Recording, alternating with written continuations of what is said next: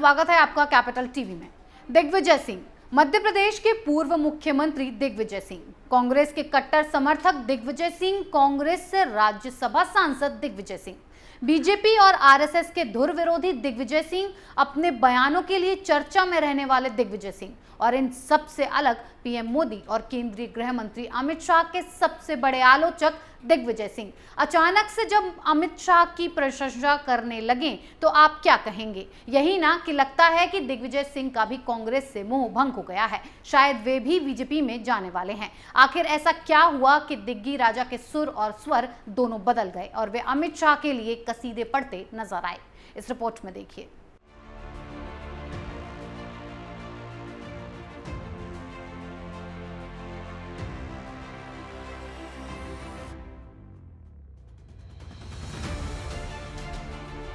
दिग्विजय सिंह जो अपने बयान और आलोचना को लेकर अक्सर चर्चा में रहते हैं, दिग्विजय सिंह जो बीजेपी के सबसे बड़े आलोचक और आरएसएस के सबसे बड़े विरोधी माने जाते हैं, लेकिन उसी दिग्विजय सिंह के सुर और स्वर अचानक बदल से गए हैं।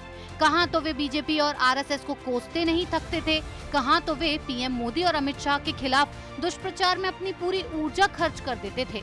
वहीं दिग्विजय सिंह आजकल अमित शाह की प्रशंसा कर रहे हैं, जमकर उनकी तारीफ कर रहे हैं। आखिर ऐसी क्या बात है? मौका था कांग्रेस के दिग्गज नेता दिग्विजय सिंह की पुस्तक नर्मदा के पथिक के विमोचन का। भोपाल में इस पुस्तक विमोचन कार्यक्रम में दिग्विजय सिंह सार्वजनिक मंच से अमित शाह और आरएसएस की जमकर तारीफ कर रहे थे। कार्यक्रम को संबोधित करते हुए दिग्विजय सिंह ने पुराने दिनों के कुछ किस्से साझा किए। सिंह ने बताया कि गृह मंत्री ने 2017 की नर्मदा परिक्रमा के दौरान उनके सुरक्षित रास्ते और गुजरात में रहने की पूरी व्यवस्था की थी। खास बात ये थी कि उन दिनों ये यात्रा गुजरात के विधानसभा चुनावों के दौरान थी, जहां कांग्रेस उसकी मुख्य आलोचक थी। बावजूद शाह ने दिग्विजय सिंह के यात्रा में पूरा सहयोग किया। दिग्विजय सिंह ने बताया कि शाह ने सुनिश्चित किया है कि भोजन की व्यवस्था और पहाड़ी क्षेत्रों तक पहुंच की व्यवस्था की जाए।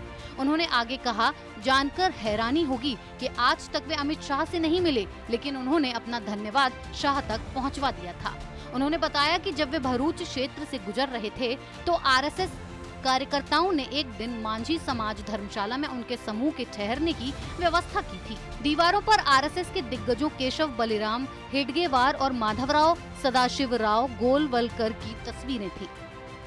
उन्होंने कहा कि भाजपा की युवा शाखा भारतीय जनता युवा मोर्चा के एक नेता और 3 अन्य भाजपा कार्यकर्ता उनके समूह का अब उनके नर्मदा परिवार का एक अभिन्न हिस्सा हैं।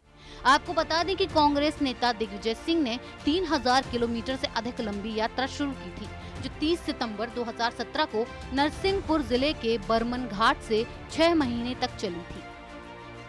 राजनीति में विरोधी दल और उनके नेताओं पर आरोप प्रत्यारोप या कटाक्ष की प्रथा तो पुरानी है, ये हमेशा देखने को मिल जाती है, लेकिन ऐसा कम देखने को मिलता है जब कोई नेता विरोधी दल के नेता की प्रशंसा करे। हालांकि इस प्रशंसा के बाद चर्चाओं का बाजार गर्म हो गया है। कहा जा रहा है कि दिग्विजय सिंह जैसा राजनीति का मजा हुआ खिलाड़ी जब किसी की प्रशंसा या आलोचना करता है तो इस बात के संकेत दूरगामी होते हैं। वहीं कांग्रेस के अंदर खाने में इस बात को लेकर कानाफूसी तेज हो गई है।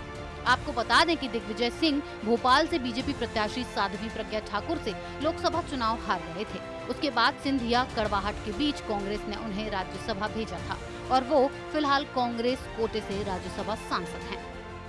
तो जिस तरह से दिग्गी राजा आजकल बीजेपी, पीएम मोदी, अमित शाह और आरएसएस की तारीफों में कसीदे पढ़ रहे हैं, उससे तो यही लगता है कि कहीं पर निगाहें, कहीं पर निशाना। लेकिन दिग्विजय सिंह के इस हिम्मत को सलाम कि उन्होंने मदद करने वालों की प्रशंसा की, खासकर उनकी जिनके वे अंतरराष्ट्रीय विरोधी माने जाते हैं। इस खबर में फिलहाल इतना ही। बने रहिए कैपिटल टीवी के साथ। जय हिंद।